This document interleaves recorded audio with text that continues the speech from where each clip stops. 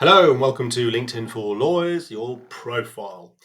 Your profile is no longer a CV. There are 930 million members on the platform, but when somebody lands on your profile, you're having a one-to-one conversation with them. And it now behaves much more like a website than maybe than it did when you last updated. And if you recall from the social selling score and index on the previous video, this is establishing your professional brand. This will take the most amount of time and investment and is the hardest part, but once it's done, and then you can check on it every 6 months or so to make sure that there aren't any updates that you need to put through. This normally takes an hour in its own right and some one-to-one coaching, but I'm going to talk you through some pointers to help you get started. So as I said, first and foremost, you want to make sure that your profile is now behaving more like a website. So first port of call, do not write it in the third person. You do not talk in the third person, therefore do not write in the third person. Things to consider. Make sure you got a banner image up here. Speak to your marketing team or your digital team to understand if there's some corporate imagery that you can use, or use an image which is reflective of the industry that you serve, or if you're a passionate photographer, maybe one of your own images, but have an image up here. Good up-to-date profile photo, and we'll come to visibility in a second. Next piece is your headline, which is never meant to be your job title. The way I think of this is, how do you describe what you do to clients or potential clients, or maybe loved ones who aren't in the legal sector? Another way to think about this is, if I were to pick up the phone to any of your clients, how would they describe to me what it is for you to do? If this kind of introductory approach is a little uncomfortable, which is totally understandable and totally respect that, then at least have your title, so partner, associate, senior associate, principal counsel, whatever it might be, then the area of law that you focus on. So it could be mergers and acquisitions, could be litigation, could be IP, what have you. And then if you focus on a particular industry, have that industry. So banking, real estate, retail, etc. But you want at least here to have your title, area of law, and industry, because if you just have your title, you're one of hundreds, thousands of partners, associates, and senior associates. You'll note here I have talks about. This is creator mode. So this is a way of positioning you as an SME, and you can have the 5 areas that you talk about. So to come to here, you click on resources, you click on creator mode. This will then take you through a few steps which aren't visible on my screen. And then from here, you'll have a grayed out oval here. So this is then where you start to type in the word that you want, or the profile topics. You don't need the hashtag. The hashtags will appear automatically. So again, it could be banking, finance, restructuring, etc., etc. So again, think about how you might use that to position yourself in terms of the areas that you focus on. And also you can now search, or rather people can search on LinkedIn for those that talk about a specific topic, as it were. Next consideration is your featured section. So this is a great place to pin content, if you will. Once you've activated it, you can click on the plus sign here, and this will then enable you to add links to a website, links to your own website, could be a link to a piece of thought leadership, all sorts of different things that you can add here. Add a post, add a newsletter, etc., etc.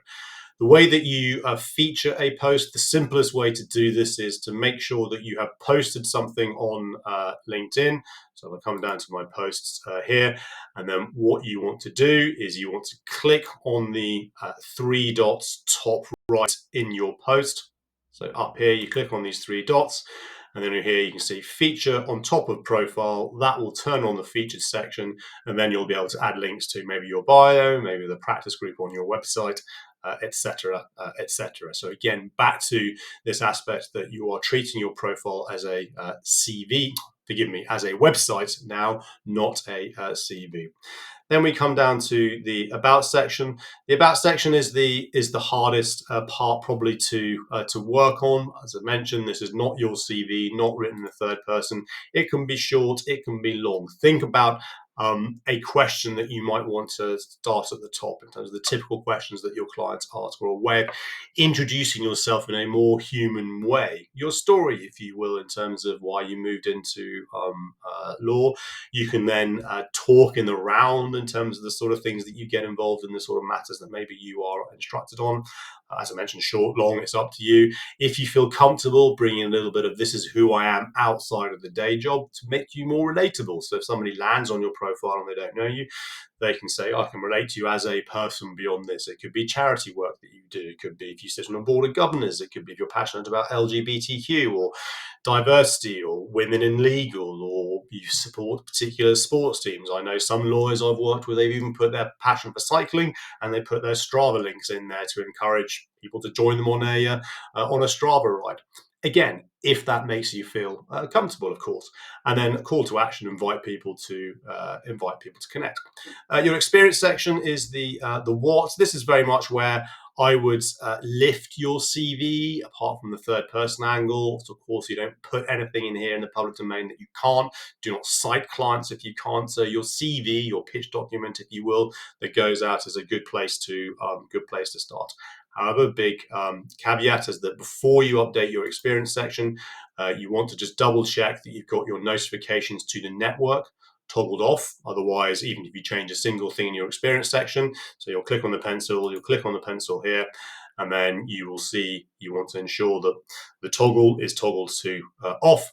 That means that you can make all these changes and you won't get any notifications here. So if this is off and it's not green, then you can make those changes. Very simple to do. And then you can go ahead and make your changes. Any changes that you make above or below experience, there's no notifications that goes out to your profile. So as you move further through your profile, of course, if you've got previous roles, you can add those in. Advisory roles, if you do podcasts, if you sit on groups or organizations that are groups, etc., you can add those in there. Most people have education, licenses, certifications, qualifications. Add those all into your profile. It all helps towards building kind of the rich tapestry and the story of you and your career. Skills: you can have up to 50 skills in your profile. Just click the edit pencil and add them. Skills are important from a search perspective, so people will search skills. You'll appear in search, but also as of 4 weeks ago, this video has been recorded on the 17th of July 2023. There was kind of a formal update to what LinkedIn is doing around the algorithm, and they do call out skills as being important to the posts that you are putting out there that relate to your skills and relate to your audience. So it is worth now giving more consideration, not only from a search perspective, but potentially the impact that this may have on a algorithm when posting perspective too. Other things you can look at: you'll notice my URL has no numbers after it. So if you haven't personalized your URL, you'll be first name hyphen surname hyphen a bunch of numbers. So here you can public profile and URL. You can click this pencil here, and this will then show you this page here. So here is your public profile settings, and this is two things. This is how searchable you are both on LinkedIn and off LinkedIn through search engines. And up here is where you can customize your URL. So hit the blue pencil, take out the numbers at the end of your name if you can. If you can't get those, take out the hyphen. If you can't get that, some lawyers I work with put like banking at the end of it, or private equity, or real estate, if those are the areas that they focus on. The other aspect to give consideration is around the visibility and searchability of your profile. Of course, this is your data and your privacy settings, so it's entirely up to you to decide how you want to shape this. I would encourage you as a bare minimum to have your photos set to your network, so that when somebody who's not connected to you lands on your profile, they can see your photo, because we have a strange kind of human reaction. We land on someone's profile and we can't see your photo. What are you hiding is the initial response. But I said it's your data, your profile. And then again, the more public, and I have everything turned on because I want everything searchable on my profile. So it's up to you as to how you choose to do that. And typically, when you put your name into Google, the first thing that it comes up is either your bio, if you have one, and or your LinkedIn profile. If you don't have a bio on your website, then it's highly likely to be your LinkedIn profile. So we want to make sure that you are as searchable as possible. But as I said, it's entirely up to you as to how you choose to set this up.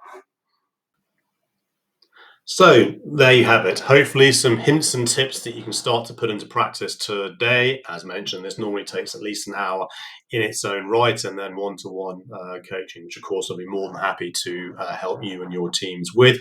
The key aspects is to think about your profile as a content-rich website, no longer a CV. You are talking to your next client, not your next role. Put your best foot forward as you would do in a face-to-face environment. This requires the most amount of time investment, but once it's done, you're done, and then you can check it every 3 months, 6 months to make sure that there are no updates around maybe some new matters or instructions or awards or chambers or legal 500, all those types of things that you want to add in.